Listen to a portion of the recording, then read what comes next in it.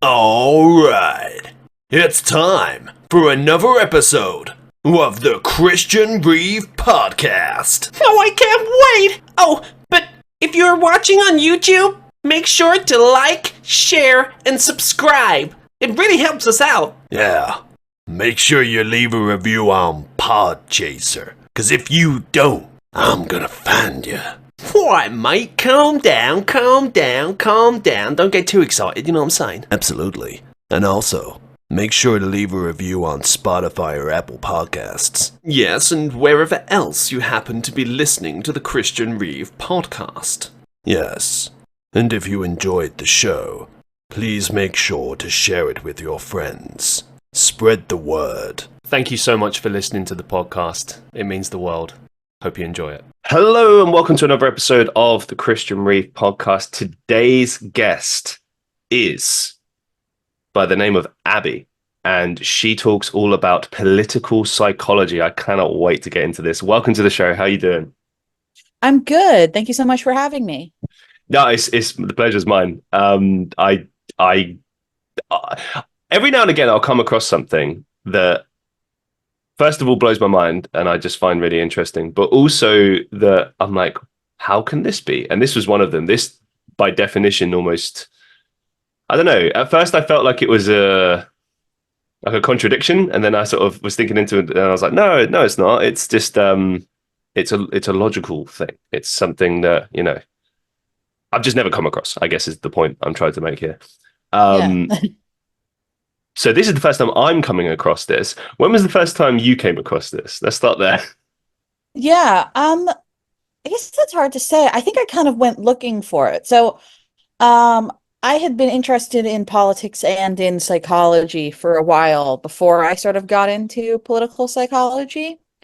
Um, so, um, I was always really interested in people, when I was a kid. And that became an interest in psychology pretty early. I'm dyslexic, so I was always aware that like other people thought differently than I did, and I thought differently than them. Um, my current work has like nothing to do with dyslexia. But you know, that sort of started off an interest in psychology a bit. And then I was always just a huge history nerd.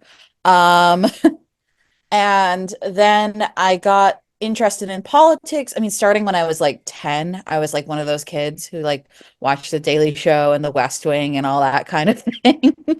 Um, yeah, and I started getting involved in like local politics when I was in high school and that kind of thing.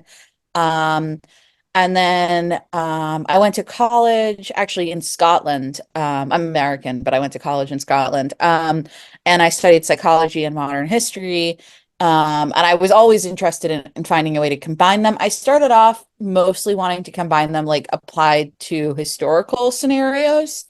But then I got more interested in sort of applying them to more contemporary things. Um, and so I actually don't remember when I like first came across the idea of political psychology. I might have just been like, well, I want to do politics and psychology, so I just like typed something to Google. I don't really remember. I should remember this, but I don't. Um, That's fair enough. and so I sort of found it as a field towards the end of college, and I ended up doing my master's in political psychology. Amazing. Okay. Well, I'll tell you what, let's break it down because I did like a little bit of research, but I sometimes like to kind of go into these things blind as well, just Mhm. like my audience, to kind of ask questions that I feel the people would want to know, you know? Yeah. That's always kind of my deal is like just sitting, viewing it and going, wow, what is this thing? Please tell me about Yeah. this thing. Please educate me. So, Abby, please educate me. In your own words, how would you define political psychology? Yeah. So, I mean, it's the psychology of politics. Basically, I would say it's the elements of politics that have to do with how people think and how they interact with each other.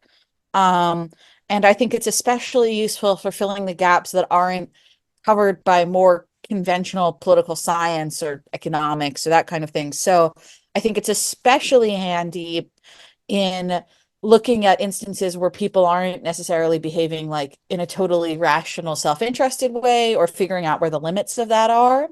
Um, And I do want to say that like irrationality in politics is not necessarily like bad. Political psychology, I think, is also very useful for accounting for things like altruism, um, or caring about the rights of groups that you aren't a part of yourself, that kind of thing. One thing that I find quite interesting with politics that's happened, let me see, I think it began in the 80s. I remember seeing a documentary about this where it might have been the Reagan administration that brought in this idea of doing political campaigns based entirely around kind of popularity contests, like pushing that ideology.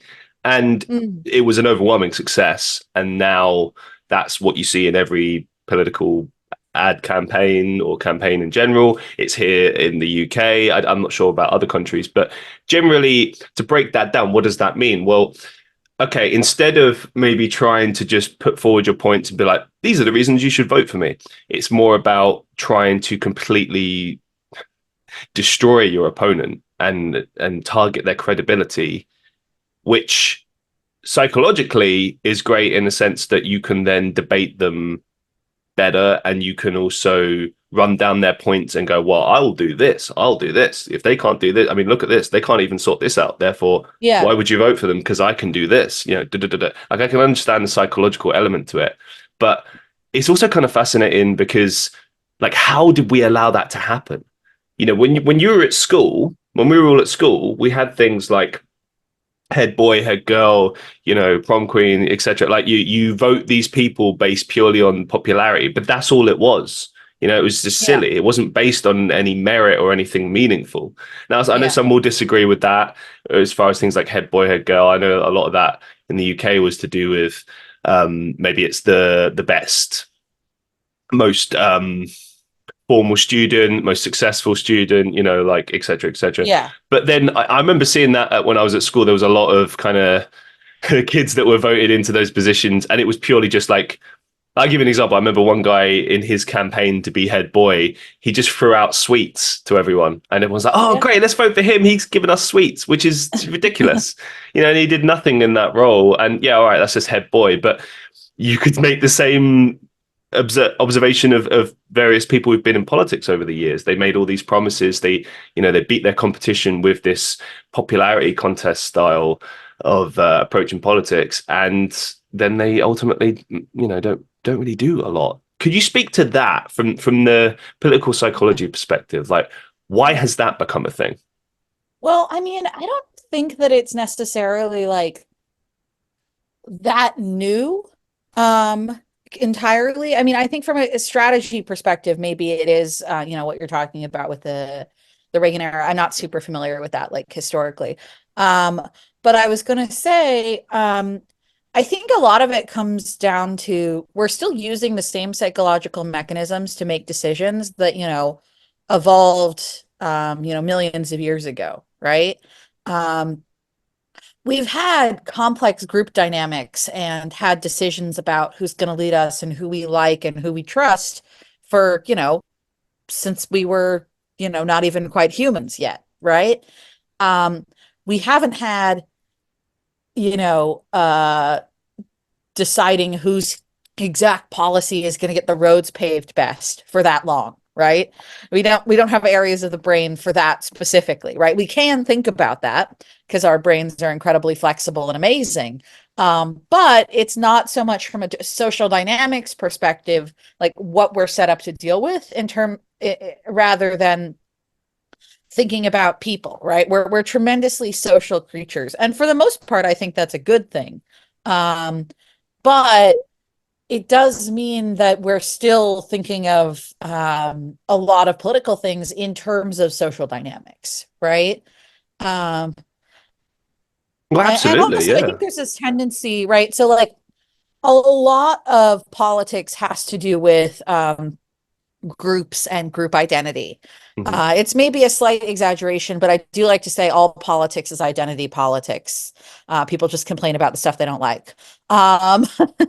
It's a fair point. I mean, it's you. I think it's always been there, hasn't it? But like we're seeing it more and more because I sit on the fence. I'm very much in the middle, and I know that annoys people because they're like, just pick a side. But like, I can never. I don't think life is black and white.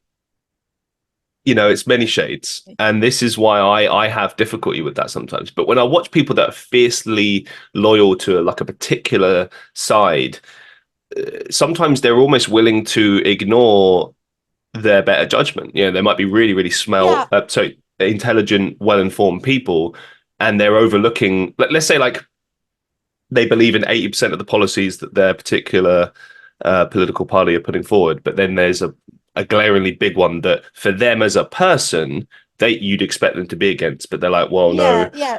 So, yeah, I mean, so there is a thing. People do tend to use the position of their party or groups they're affiliated with as a proxy in decision making. But I do think that, group coherence and group identity is how you get things done, right? Including good things. You don't have the civil rights movement without group identity. You you probably don't have like the Allies winning World War II without them having some degree of group identity. Like, so it's not bad, and people complain about hive mind or sheeple or whatever, but the thing is, we need to operate in groups to survive, right? And especially in a society with this much inequality, people who aren't like billionaires, who can't pay for people to advocate for their interests, or can't pay millions or billions of dollars for people to advocate for their interests, need to work in groups to get anything done, right? So hyper individualism just advantages the people who already have the most power. And what was I going to say? Yeah. And also I was going to point out that like, and I'm not saying this is necessarily the case for you, like you individually, but centrism is definitely a social identity. Sure. Yeah.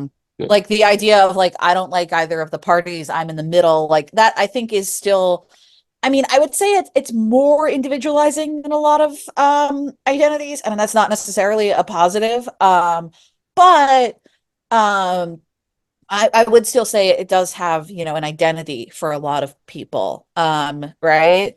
Well, it's interesting what you said about how we need groups and everything like that. Like, I'm not a centrist because I am seeking an identity. I'm a centrist because I just can't fully agree one way or another. Like, I see things Yeah. everywhere that I'm like, oh, I agree with this, disagree with that, agree with this, disagree with that. Yeah. But I'm not fierce either. Like my overall, I'm basically like a hippie. And I look at it a lot of the time like, what's best for humans? What's best for us to come together? And Yeah. because I mean, well, as you said I before, like it's when we work together, that's when we're at our best. We achieve big things as yeah. groups. So we do need that. Yeah. I mean, I try and always encourage people to actually state their political views on specific issues. I'm not saying you have to do that in the context of a podcast. Um, but I think that is really important, right? Because I mean, I would say, especially in the context of the United States, there's some people who are like, I don't agree with either party. And it's like, okay, but what do you disagree with this party on? Because that matters, Mm. Right? Because it's like, okay, are you saying that like you want a different trade policy? Or are you saying that you don't want gay people to have rights? Because these are different conversations, right? Um, Yeah. yeah. I mean, the tricky part of it as well is like there's the things that you vote on based on your individual perception and life, and do you know what I mean? So like, let's say Yeah. trade agreements, right? If you're working in as a truck driver, a lorry driver, right, then that's going to be really important to you. Whereas if you are working in a field that doesn't involve logistics or distribution at all, then maybe you're not as bothered. It's Yeah, you know yeah, what I and mean? there is evidence that people tend to make more self-interested, motivated political decisions when their own self-interest in that situation is clear and like relevant and salient to them in that moment, right? But Absolutely. you do have people making political decisions that run contrary to their own individual interests pretty frequently. Like, Hmm. they're in the United States, there's a lot of people who are very opposed to universal health care who would benefit tremendously from it. Um, Okay, let's take Like, that as an example. Like, why do you think people would make a decision like that would go against their self-interests? Like, what's the psychology behind that? yeah, I mean, part of it is that a lot of people have been, very effectively propagandized to believe that universal health care is like a plot to control them, Wow. or that it's like communism, which they've been made to be very scared of, that kind of thing. Like I was working for a political campaign that supported like Medicare for all. And um, I referred to it at like an event for people who were mostly already on board, but who like you were trying to get to encourage to volunteer or donate money or whatever. I referred to it because I was living in the UK at the time as socialized medicine. And then one of the people from the campaign pulled me aside and was like, no, we don't call it that. That scares people. Um, Right, of course. Yeah, because even though like that is what it is. What was I going to say? So that's part of it. Um, Unfortunately, it actually looks also like a big part of the opposition may be related to racism and intergroup bias. Because there is this tendency, especially in the United States, that you can try and get less wealthy white people against social programs if you can convince them that a lot of poor Black people will also benefit. Um, if they're sufficiently racist. Um, and hold up. there's some really good Let's work back on up a this by an second. author named Heather McGee, I want to say. I don't think she's a psychologist specifically. She is a social scientist and has written a lot of like popular books and articles on this, and it's really good stuff. Um, and also, what's crazy, the reason I'm bringing up part of the reason I'm bringing up racism is that there's actually, I just want to make sure I understand this correctly. So some parties will deliberately push forward something, a motive, an idea, a particular law that they know certain subsections of society that happen to be racist will go for because it yeah, that I mean benefits or that's doesn't true, benefit right? another group. Is that right? Yeah, because there are some instances in which and actually I think I'm planning a video on this on collective narcissism, which Ah, is which one of the hallmarks of collective narcissism is essentially it's more important for you sometimes for your group to be on top or on top of another group than it is for them to actually do well. right.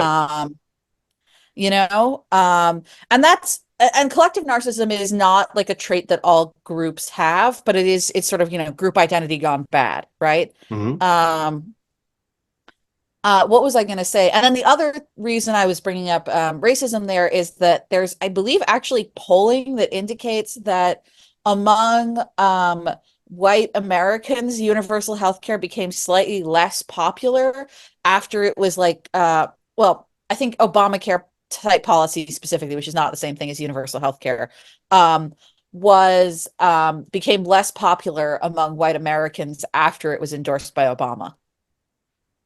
It's disappointing, isn't it?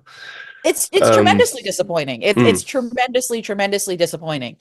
Um, It's fascinating though, like because I always look at these things purely from like a research perspective, like a journalistic perspective. I try to understand it, like everything from an outside perspective, looking in, just like breaking it all down and trying to because I'm like yourself, I'm fascinated with psychology, human psychology, like what makes yeah. people tick, why people react in the way that they do. And Mhm. a lot of what I see, especially right now, is just people arguing for the sake of arguing or Yeah. like with their politics. I don't know that they even necessarily believe in the politics that they're pushing. They're just kind of looking for the fight. Wherever the fight is, they'll be there and they'll be Yeah. fighting, I mean, and they're not yeah. achieving anything. Like I just want to bring this up for a second because it relates. Like debate culture is prime for this because like I'm really not a fan of debate culture. me You've seen neither. some of my videos, right? Yeah, I've seen a few, Yeah. and I Have like you go on. Oh, I was gonna say, have you noticed a little bit in the description that says I don't do debate content? Yeah, I mean, For me, the problem with debate culture is very simple. They're not debating. Like, do you know, a debate at its core is two people bringing forth two different opposing opinions and defeating each other's opinions with fact and logical reasoning, etc. And then I don't know, you either uh, convince the other party, or maybe it's a stalemate, or whatever, right? But Yeah. it is not to shout over the other person, or you know, as we've seen with some big, really really prominent figures as well, people that you'd expect better from. They just it's just not like so many people on YouTube, big YouTubers, big political figures will just shout down their competition, Yeah. or kind of act quite frankly childish. I mean, I've Yeah. seen like people like Ben Shapiro do it, and I'm like, this is a person who Oh God, I hate has. him. Yeah, I mean, this is the thing. Like, when I first was introduced to him, I was like, oh, okay, so he approaches it with facts and logic and reasoning. That's good. And then I saw him debating people where he's just trying to make a mockery of them, and that's the focus. It's no longer defeating the other person in debate. It's just make a mockery of this. But then I Oh, wondered, is this so much about him specifically and what he's doing, or is it just this is the trend right now? This is what everyone's doing, you yeah. I know? mean, yeah. So I don't like debate content. So like, I will maybe like listen to a presidential debate on the radio, but like other than that, I don't consume debate content. Sure. Um, I went to a high school that had like a very famous debate team, and dropping out of debate class and taking child psychology instead was probably one of the best decisions of my life. Um, and yeah, I mean, so I'm not going to say that like debate has no usefulness to society, but I do Sure. think knowing your stuff, right, and being correct is an overlapping skill set with winning a debate, but isn't the same, right? Like part of the reason that I don't do debate content is that I'm terrible at arguing with people. Same. Um, because I'm naturally very non-confrontational. Same. And yeah, part of that is probably like the societal conditioning I get as a woman, right? Like a lot of the people you see doing debate content really aggressively, they don't typically tend to be women. Or, if women are that aggressive, they get more shit for it. Do you know, I was talking to a friend about this the other day, how like so we were doing like an open mic night, and she hosts it, right? And we were just joking around, and I said something like, oh, you're the bot, like because she went out to some people and kind of gave them a stern word because they were being like really rude during performances, right? And I was like, yeah, you bossed it. And she like misheard it as like bossy, and she was like, oh, I was just doing this. And I'm like, no, no, no, no, you're not bossy. And she was like, oh, well, even so, like, who cares, right? And I was like, well, no, I care because I wouldn't want you to think that's what I'm saying, because that would be really disrespectful. And Yeah. I know that a lot of women like I don't know if it still happens now, probably does, but like historically, a guy saying that to a woman is like essentially kind of being like condescending, like, oh, so let's say like you have like a female boss, or um Yeah. like another member of staff, same level as you, and she's being authoritative, or Yeah. or assertive, maybe is a better word. Yeah. And the guys in the office would be like, oh, she's bossy. And it's like, no, she's being assertive. Because if that guy would have said the same thing, you wouldn't have called him bossy. And like that's Yeah. like a subtle, well, not maybe not even a subtle thing, but like an example of how like men and women get treated differently in like an office Yeah, space, yeah. right? Yeah, and I have a lot of stuff about this. There's, benevolent versus hostile sexism. I have a whole video, actually two videos on that. But I did want to come back to the debate thing Yeah, for sorry, just a yeah. second. Which was I was gonna say, and I think also part of it is like from what I remember from like debate class, right? A lot of it is being able to come up with ideas really fast, respond to and think about your opponent's ideas really fast, and make your point over and over again in a bunch of ways. And I'm terrible at that. And part of the reason I'm terrible at that is like I'm just not a very good note taker. And I don't have a very good short-term memory. And part of that is like dyslexia related, right? I feel like we're long lost cousins, honestly. I can relate to all of this. Yeah, yeah. So like that's part of the reason I'm just like bad at debating. But Sure. there are people who are like basically who will be like, well, you won't argue with me in the comments, and then basically treat that as like, well, then you're unworthy of like having ideas and knowing what you're talking about. And it's like, Yeah. I know what I'm talking about. I spent like 20 hours researching this video. I have a master's degree in this. Like, I I don't have to respond to your comment, right? But I think that because like actually being correct is a different skill set than being good at debating, right? And actually finding truth is a different skill set than being good at debating.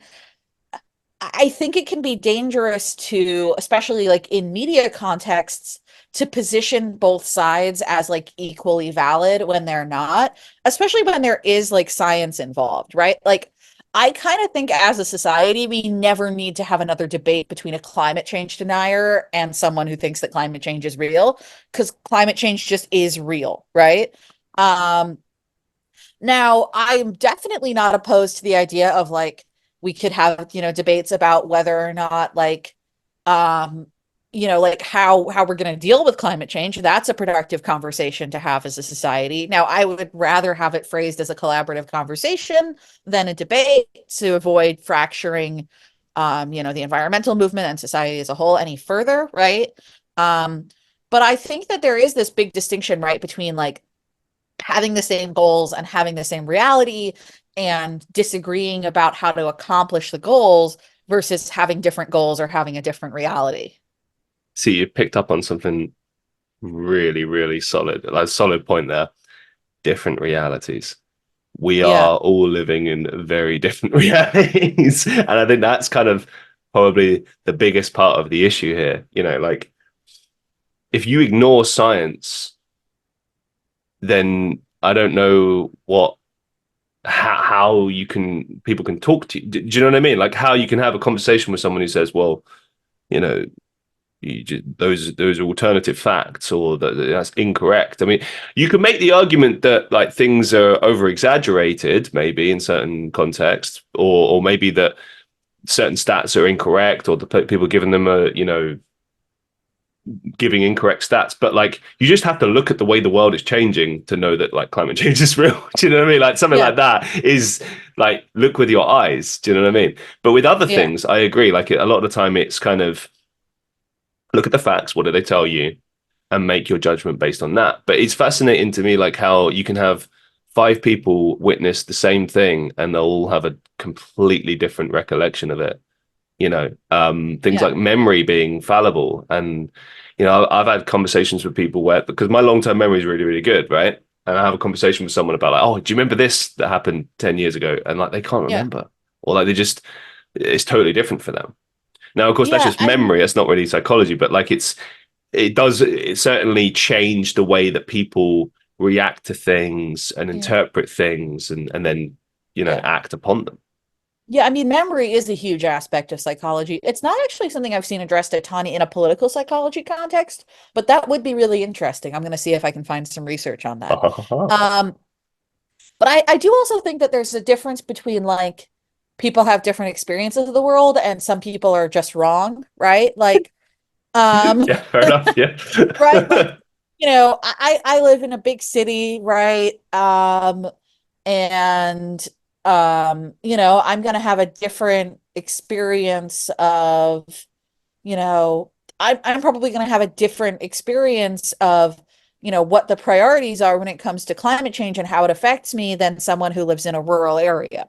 Yeah. And neither of our positions are invalid there, right? Like Yeah. if I'm worried more about air pollution, they're worried more about the effect on crops. Like those are both very important things to be worried about, right? Yeah. Um, and we can both work together on that, right? And those things are related. Um, but so, we have common interests, we have common cause, we have common reality. The fossil fuel CEO and the people they've duped into believing climate change isn't real don't have common cause, don't have common reality. I mean, I think a lot of this comes down to also being willing to kind of work together to find a solution. Like one thing that Yeah. really irritates me about UK politics is that like they have this thing called Prime Minister's Questions or PMQs, right? Yeah. Yeah. And you can just yeah. So I know you know about this, but like for anyone that doesn't know, Yeah. you can watch everyone in Parliament basically talking, debating, etc. PMQs, everyone gets to get up and ask the Prime Minister questions or quiz him. Now Yeah. that sounds great in terms of challenging him, and you do see a lot of that. But the bigger majority of what you see, or the larger majority of what you see, is what I would refer to as childish school antics. I don't even know how to put it. Like just a bunch of politicians acting like children, just like laughing, not paying attention, shouting over people, talking over people. Yeah. Really just Yeah, disgusting behavior. honestly, the social dynamics of British politics, I kind of think so. This isn't necessarily something I've seen literature on, but I do think that they might be especially weird because so many of your politicians went to the same weird ancient high schools. Yeah, on both sides, which is Yeah, fascinating yeah, because it's like, okay, so they all come from the same place and they lean like different parts of the political spectrum, but they came from the same place, so they yeah. I are mean, it's not products of the all of same them, but thing. it is a disproportionate number.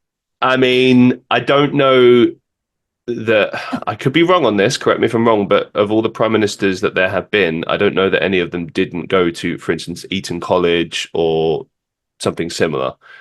There's been Yeah, there's I been don't. politicians that have got in that haven't come from that ilk, but actually that got into office and became, prime minister, chancellor of the Yeah. exchequer, etc. Like they all came from the same place.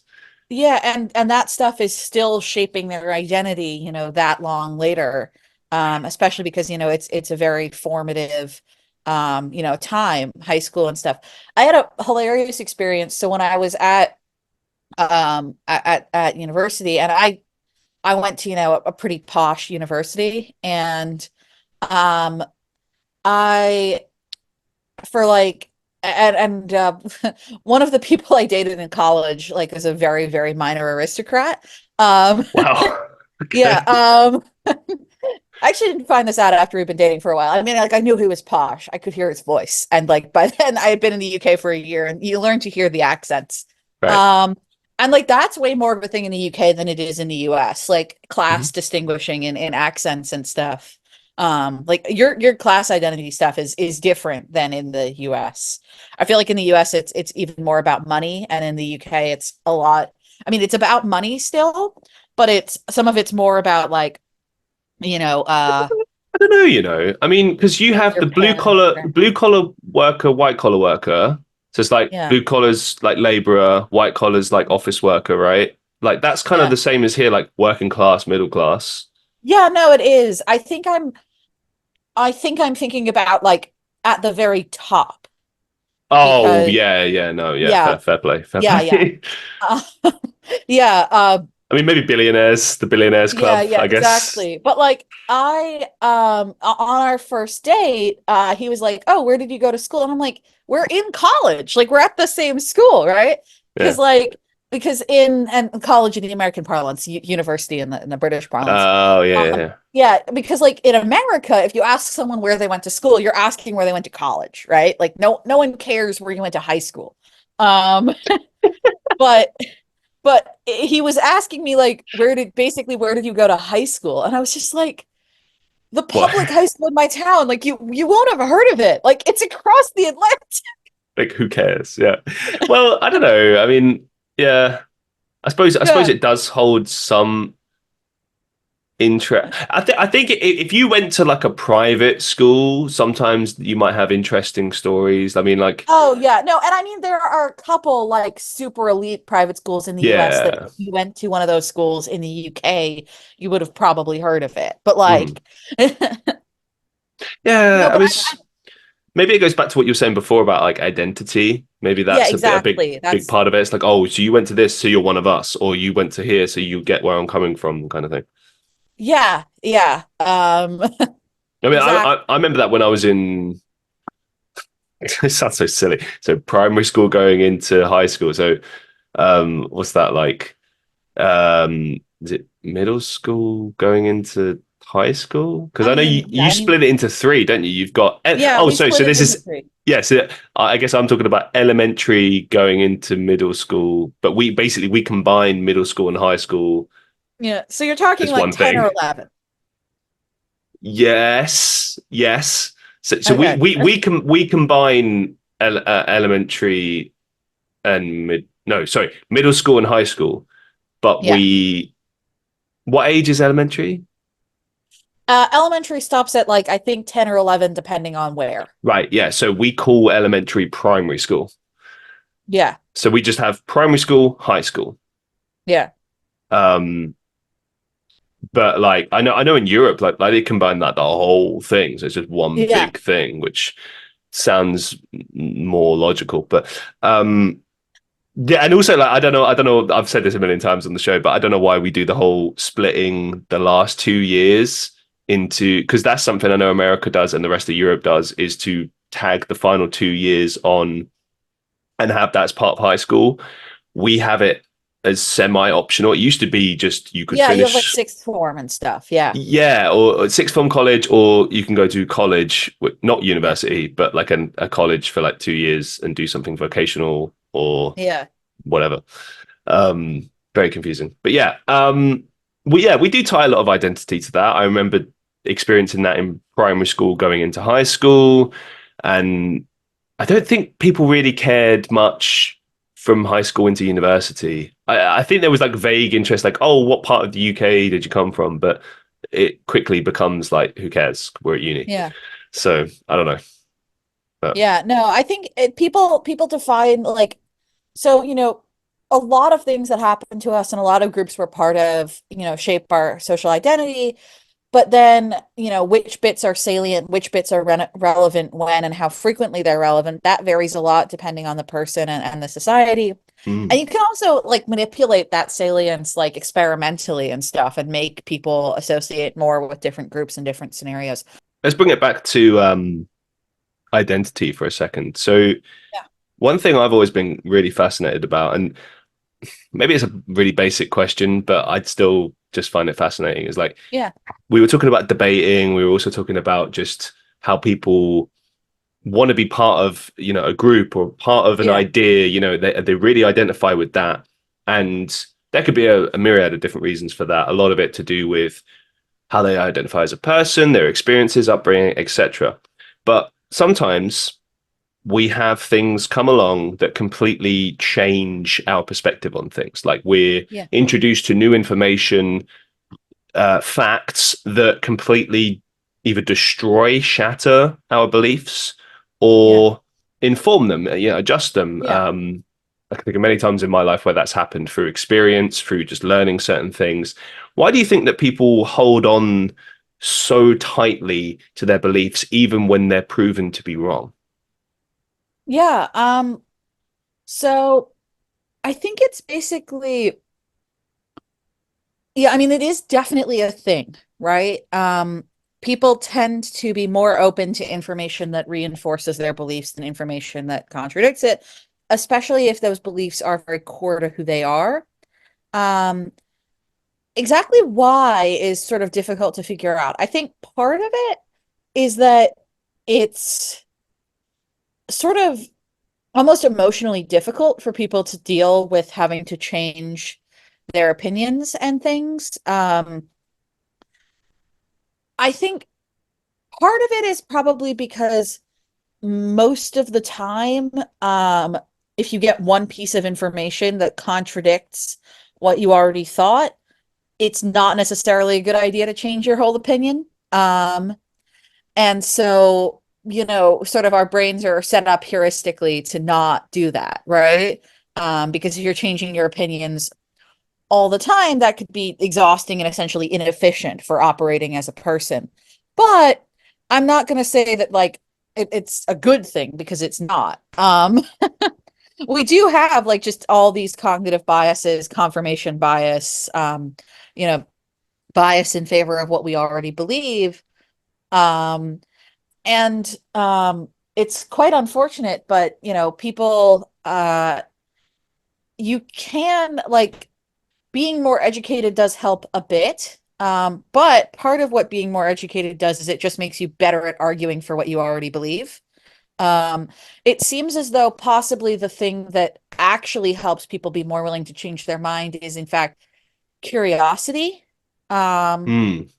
or being confronted with new information in a setting that is non-confrontational, where they're just being encouraged to think about things accurately and to think about the evidence carefully rather than your belief is wrong, you need to change your belief, right? This is where I'm at as well. Like I'm fascinated with learning.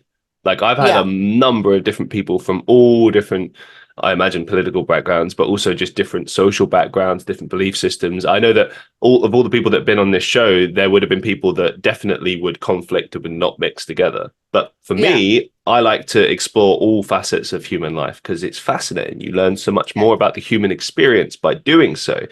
But like back to this point, like I see it a lot like a scientist trying to prove a hypothesis, yeah, and they've already realized I can't prove this because the facts go against this. They contradict it. But then yeah, maybe they try to manipulate the data. Maybe they do unethical things. Or maybe they try to do what's right, but they just keep coming to the same conclusion, but they can't walk away because of how much they've sacrificed and how much they've put into it.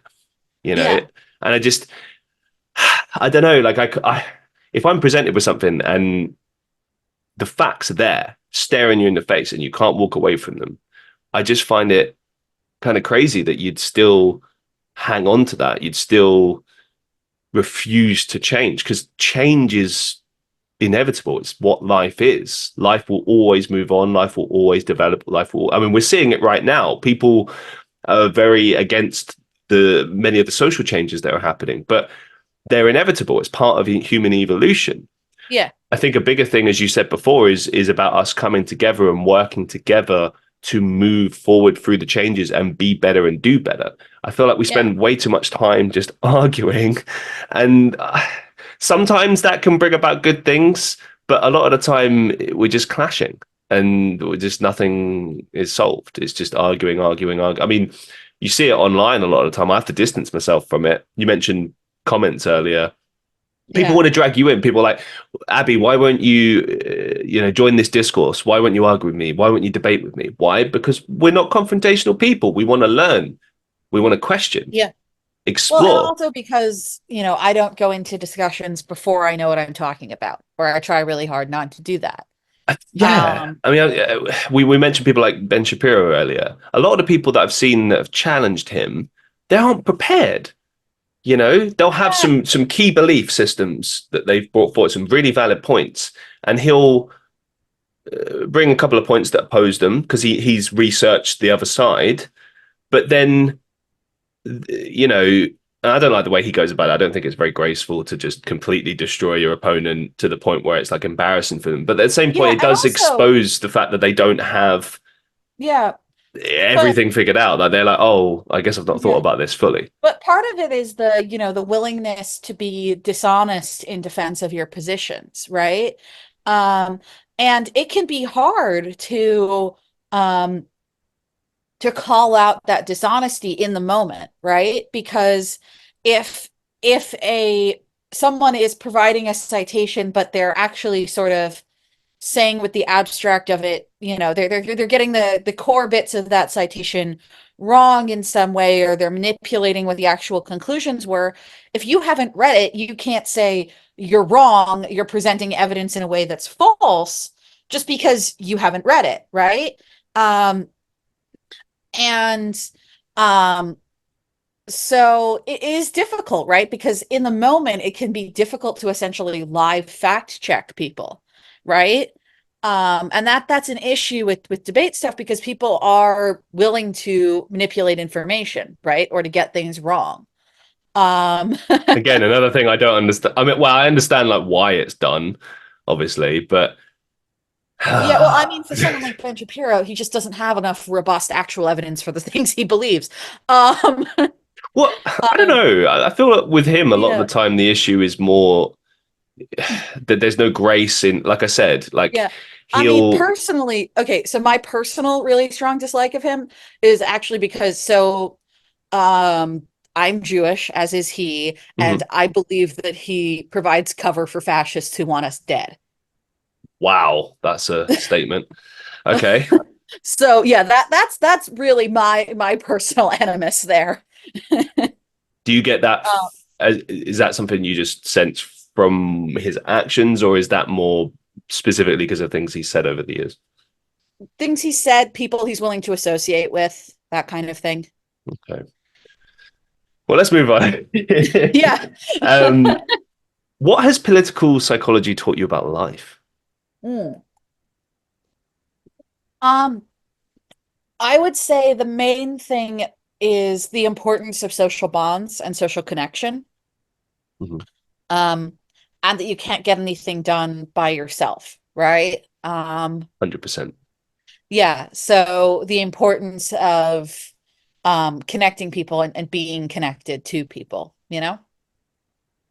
What would you say has been kind of the most rewarding aspect of this content creation journey you've been on? Because I will say this, a couple of just side notes. Like, you have a really great voice for it, which obviously You. draws people in anyway. But the way that you put it together is, I don't know how to put it, like that classic kind of content creator style informative content that in many ways is really lacking on the platform these days. I Mhm. mean, a lot of what we see now is just AI generated crap, or just people being Yeah, lazy, a bunch of jump cuts, edits, like stuff to yeah, just, even just jangling keys in front of the screen will probably get you more views than actually just sitting down, researching something and putting together a yeah. topic. And But some of that honestly has to do with the incentive structures on YouTube. sure. Because like you can't get monetized unless you've released like I don't know if it's 3 videos in a month or 3 videos in 3 months. Either one doesn't fit with my production schedule. Because like I've got a full-time job on top of this. I'm trying to get a video out like every 2 months, but I don't even always make that. Um, what was I gonna say? So you know that's part of it, right? So it's disincentivizing good research and stuff. Yeah. What's, So what would you say is the um hardest part of your research process? whew, um it really depends on the video. For a lot of videos, there's like some aspect of it that I want to talk about that I just can't find like the right sources that address the aspect of it I want to talk about. Um, or like I realize I actually have to approach it from like another approach. So like I did a video on political polarization and how I think we're sort of not really talking about it right. And part of the issue was I couldn't find like really a lot of literature from within political psychology or political science that was quantifying beliefs in quantifying false beliefs like beliefs in conspiracies and stuff like that or beliefs in things like climate change denial that accounted for how harmful those false beliefs are. So like there was some stuff on like raw false beliefs, but it was treating, believing in UFOs with the same significance as like believing in QAnon stuff. Okay. Um, and one of those beliefs, like believing in UFOs, most people who believe in that, it's basically harmless, right? Um, Believing in QAnon stuff is not, right? Um, And so I ended up having to sort of leave the political psychology literature behind a little bit and just think like from a current events perspective, what the most significant false beliefs that are currently in our society are and like come up with my own scheme of how to classify those, which ones counted as those, and then um go back in and find the polling data of who believes in those and like what political parties they're members of. Um, and I ended up having to go with a criteria of objectively false and has gotten at least one person killed. Wow. Um, yeah. And actually, I'm pretty happy with those criteria. Like, unfortunately, I wasn't able to make it like as purely scientific as you would in like an academic paper, Mhm. but I have yet for someone to be like, okay, you missed a really significant one that then contradicts your main point. So I'm feeling reasonably confident about that. Um, yeah, so I would say that's sort of the main thing. Oh, but you're asking what the most rewarding aspect is. I would say it's when people reach out to me and are like, oh, okay, like I understand this thing that I didn't understand before that's happening to me in my life or is happening where I live. And now I feel like I can do something about it, right? Because I really want to make things that are useful to people. Like I'm very explicitly not apolitical, right? Like, I have my own politics. I try and present my videos as tools for people and tools for activism, right? Um, and so having people be like I had a comment, I think, on my video on benevolent and hostile sexism, where someone was like, oh my God, this class that I was forced to take at my Catholic university that seemed tremendously sexist, I now understand why it made me feel so weird and so bad, and like how to phrase why it's wrong. And like why it could be harmful. But I had this feeling before that like I couldn't label, I couldn't understand, I couldn't articulate, and now I can. And that's like an awesome thing. I think Not another that it happened to that person, but that they can understand it now. 100%. And I think like another thing that's really important that you push, that I try to push as well, is this idea that you can approach things and research things and be pretty much free from bias, like present both sides, present. Oh, no, no, no. I don't consider myself free from bias.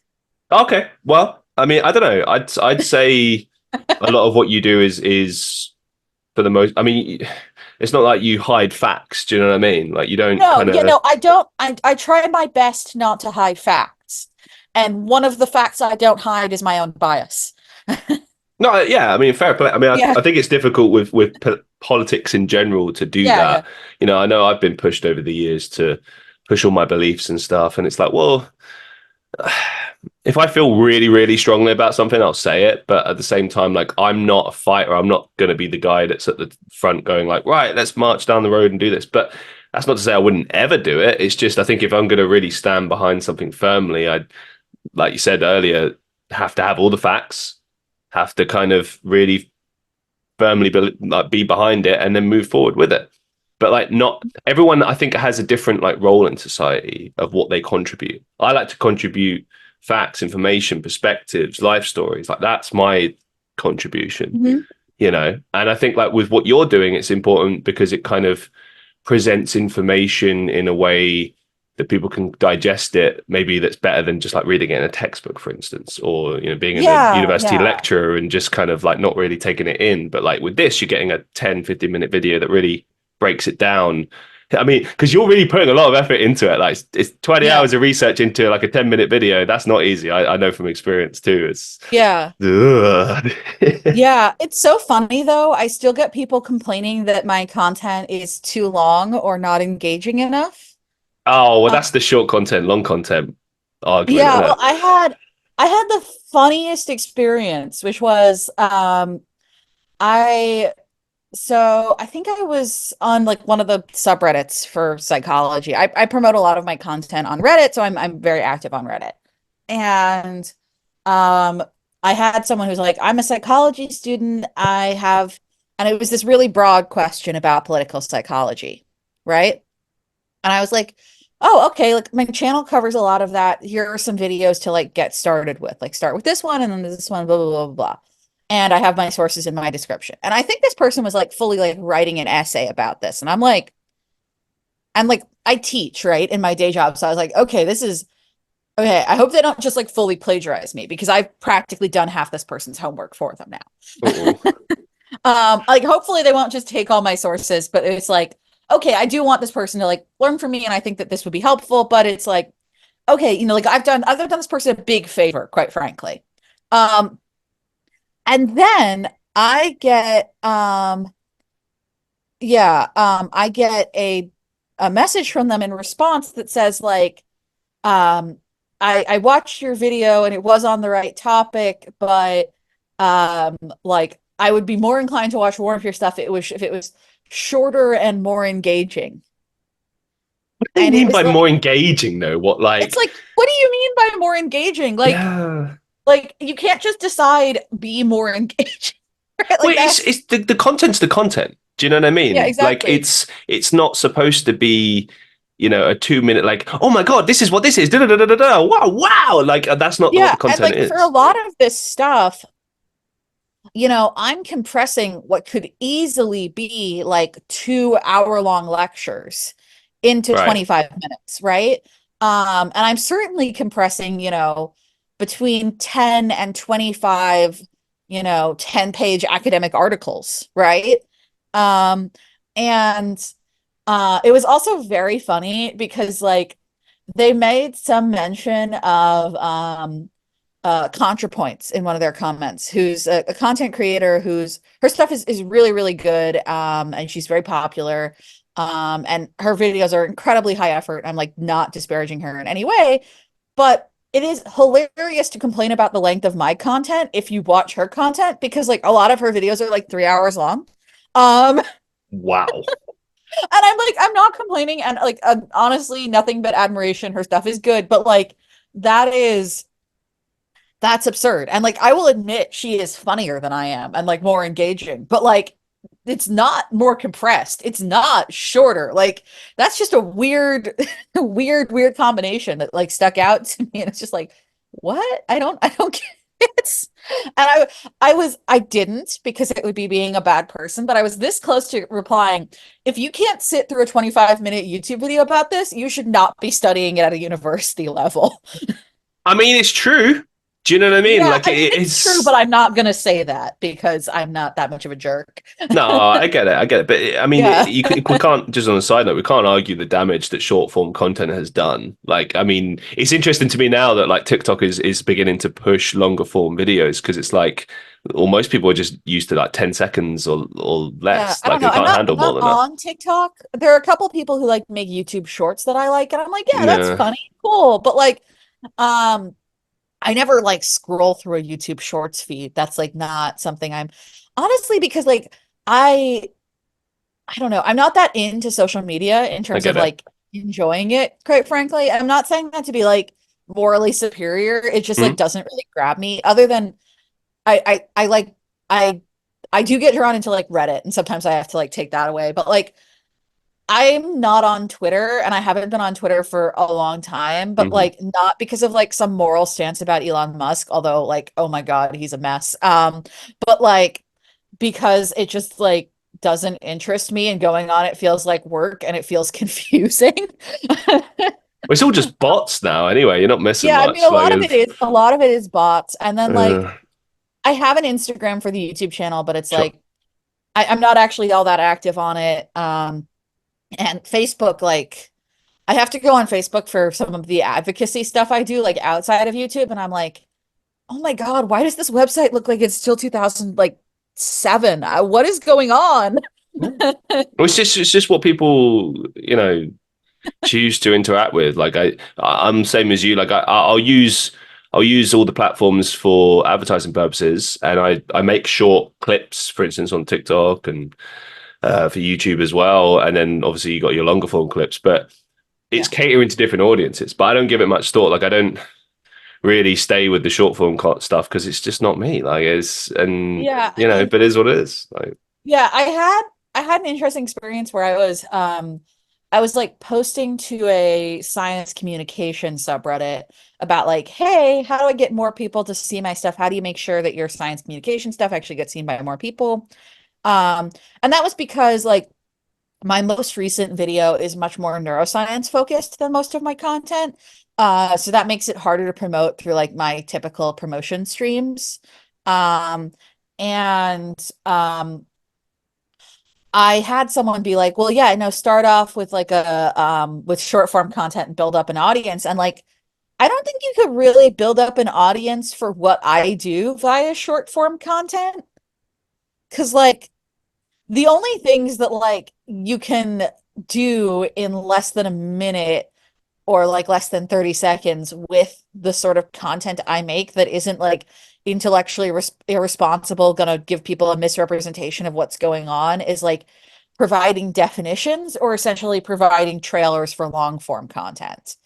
And it turns out people don't even really like the definition stuff. So I don't know. I mean, I remember a while back I did an episode on maladaptive daydreaming, and I did a full interview, and I did a bunch of clips from that, and it did grab people somewhat, but more the comments I was saying is like, "Oh my God, I have this," or "Oh my God, I've heard about this," but that was kind of it. Yeah, there wasn't. I mean, I yeah. think if you really want to give yourself a proper understanding of it, you need to check out the long form content, really. And it is an issue, especially with psychology, because so much of it is clickbait. Yeah. Like when I first started the Instagram account to promote my YouTube channel, which honestly isn't even that good of promotion, is I had to like unfollow most of the psychology hashtags because I was just getting angry at like the inaccuracy of most of the stuff posted there, or it would just be like one fairly wild or blatantly obvious claim with no source whatsoever. And I was just like, what's going on? Where's your source? And when I first started off, I was sort of dumbass who would message people about that. And I was like, that's not worth doing. I don't spend Yeah. my time doing that anymore. Well, look, at the end of the day, It was the pandemic and I was very bored. I mean, that's the thing, isn't it? Like, I think going to university really hammers that home. Like, sources, where are your sources? Exactly. Yeah. It just becomes a way of life. But yeah, it's Yeah. amazing And what I mean, people and will my other, accept without a source. yeah. And then the other aspect of my undergrad degree is in history, right? So that's also hammering home the sources thing. Um, and also it allows, I do think that for my content and stuff, it's really good that I also majored in history. Um, Partially just because like it really helps you to understand distinguishing between like a primary and secondary source. Yep. And like even though I'm talking about current events, I do like, I don't just cite scientific papers, right? Sometimes I need to cite an example of a political phenomena I'm talking about, right? Sometimes I need to be like, okay, this is this weird thing that someone believes, and I need to provide a source for that.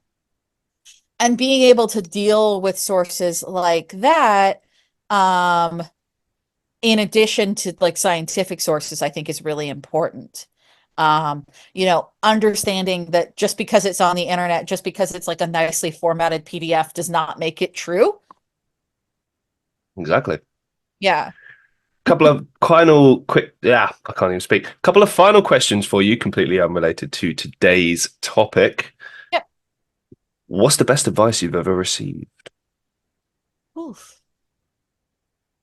Um, Science to deep.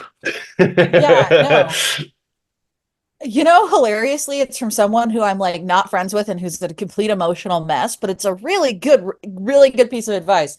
Actually, if you're listening, I hope you've found a better place in your life right now. Anyway, what I was gonna say is that um sometimes people are having a practical problem and sometimes they're like having an emotional problem and they just want to be listened to and they don't want like a solution in that moment, or that's not the main thing they want. Because like I was definitely raised in like a very solution oriented way, so I had to like be taught that like sometimes it's just an emotional thing. Concept of empathy. I had to learn it as well. Yeah, Yeah. it's a whole approach, but yeah. And I've spoken Yeah. at length on that about this Yeah. many times, so I won't Yeah. bore our listeners with that again. Yeah. What's the biggest life lesson you've learned so far? Hmm. Hmm. Hmm. Okay, so this one probably mostly applies if you're me. Um, but that it's don't make too many anxiety motivated decisions.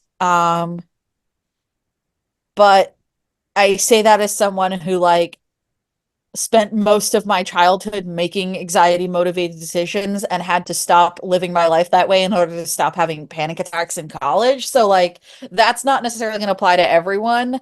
And I've gotten myself into some weird and bad situations by not making anxiety motivated decisions, but I am a lot happier now. So That's good to hear. Yeah, no, I can relate to that as well. It's yeah, again something you just have to learn. as time goes on, and Yeah, no, do your I best. literally I made a big life decision like a little under a year ago, and I made a spreadsheet like with my list of priorities and my factors for choosing each of two options, and I gave them a score by importance, but then I also gave them a score by anxiety and subtracted out the anxiety. Fair play. I've never heard Yeah. it done that. That's a sensible. I might try Yeah, I'm that. not sure it's universally a good idea, but I'm still happy with the decision I made that way. So Final question for you. Do you have any upcoming projects or final thoughts that you'd like to share with our listeners?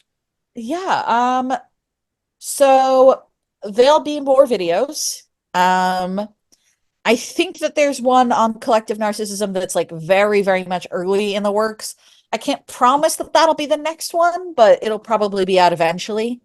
Um, what was I going to say? Yes. So that's that. And then the other one I would say is um, get involved.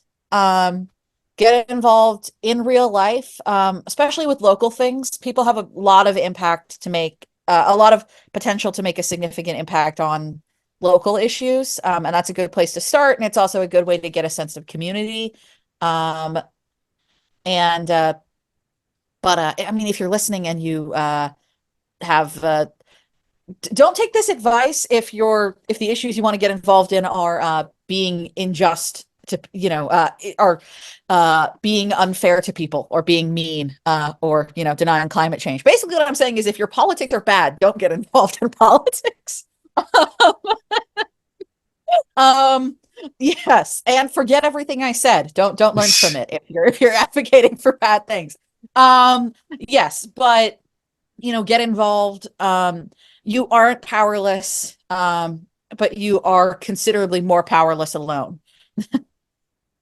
Well, listen, it's been an absolute pleasure speaking with you, learning all about political psychology. All I can say is a massive thank you for appearing on the show. It's been a real pleasure.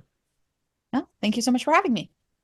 And for all the listeners of the Christian Reeve podcast, if you have any more questions that you'd like to see in a follow-up episode, Abby has already committed to it. So there you go. You're locked in. So there you go. Yeah, if you do have any questions, please let us know. We could do a follow-up show. Massive thank you for Abby for appearing on the show. Hope you guys enjoyed it as much as I did. As always, please make sure to leave us likes and shares and subscribes and reviews wherever you happen to listen to the episode. Really, really helps us out. Please let me know if there's anybody you'd like to see on the show in the future or any particular topics that you'd like to see covered on the show. And massive thank you for the listeners of the show. Really appreciate you. Yeah, as always, just a massive thank you. And until the next time, I'll see you in the next one.